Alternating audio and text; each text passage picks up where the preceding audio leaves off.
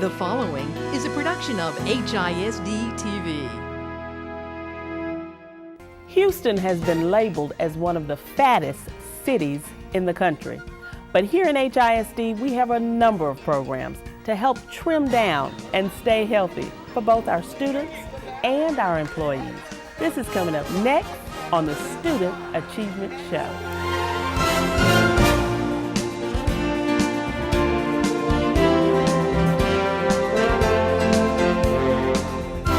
Hello, I'm Paula Harris, HISD Board Trustee, and welcome to the Student Achievement Show. In this digital age of video games, cell phones, iPads, it's difficult to get kids interested in physical fitness, but schools across HISD are ensuring that Houston students stay active and eat healthy. Recently, at Lovett Elementary, students and staff helped to break the Guinness Book of World Records for the most consecutive jumping jacks.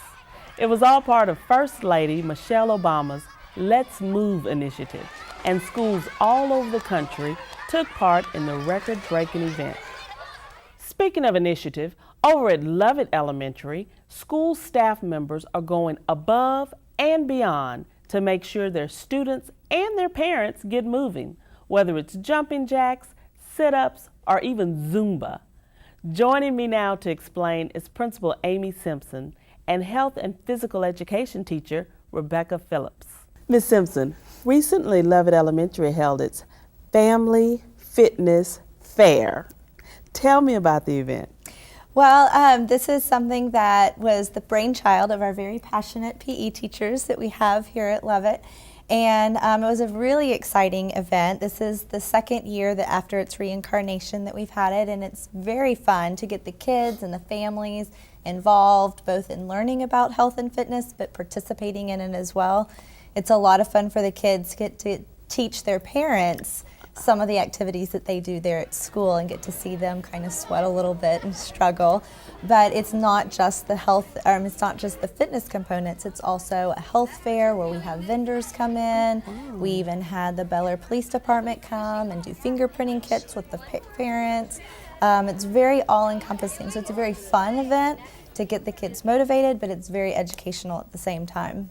Wow, so tell me about some of the activities you have parents doing. Well, they had to do wall squats, and they had to do sit-ups and push-ups, and they had to do our famous PACER test.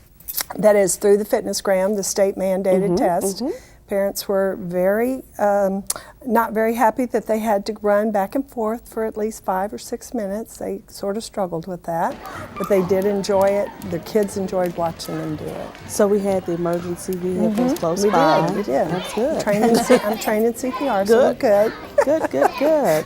And how did the families love it? I mean, did you have great participation? Is this something we're looking forward to now? I think so. The kids got a free game of bowling when they completed all 10 stations with their parent. If their parents did not participate, then they did not finish the card. So the kids were pulling the parents they said, along. Right. And then we also had a bloodmobile come, and the parents came, and we had like 40 donations of blood that day. So that was a good thing also. Oh, that is excellent. What a great idea. So tell me about, why is your staff, how did you get your staff so interested in fitness and physical engagement? Well, it's very much a joint thing. We have, they bring a lot to the table, both getting us motivated as well. And one of the things that I'm so proud to work at Lovett and to be on that campus for is it really shares my philosophy in educating the whole child. Obviously we have very strong academics, but we don't just stop there. We also enrich the students' lives through our Fine Arts Magnet program, through these special family fitness fairs, through all the different ways that we can get them involved in lifelong learning, not just getting ready for a test, but what can you do to go above and beyond. And so I think the passion that these educators bring to the table in whatever field that they participate in this case in the health and fitness, I think goes a long way to get the kids motivated and the kids wanting to learn more about it.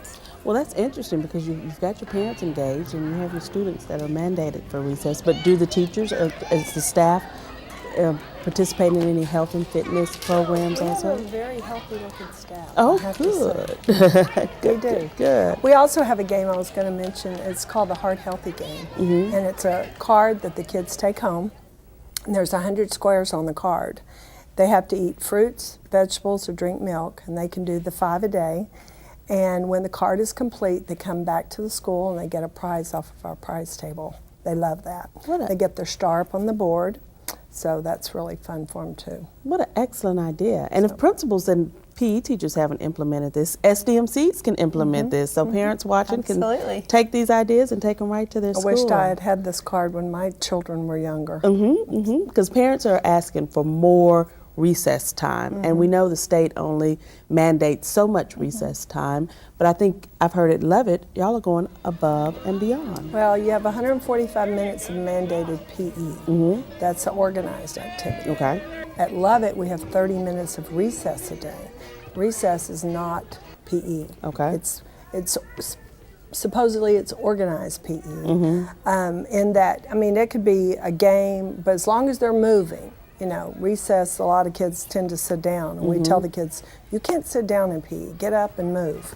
And that's just my philosophy. If you don't use it, you're going to lose it. So you kind of make your recess time a PE time, more organized. And then also, Lovett is one of the few campuses still remaining that is able to provide PE twice a week instead of just the one time a week that a lot of schools are able to provide. And so we really keep motivating the kids that way and stressing the importance of staying active. And why are you able to provide the double up? Through our magnet program. Okay. It's we consider our PE department as part of our fine arts magnet, and so that's how we're able to supplement.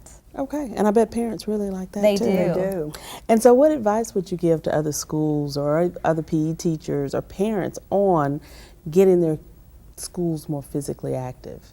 I think it's very much a joint approach. You can't just, no one person can take it on themselves.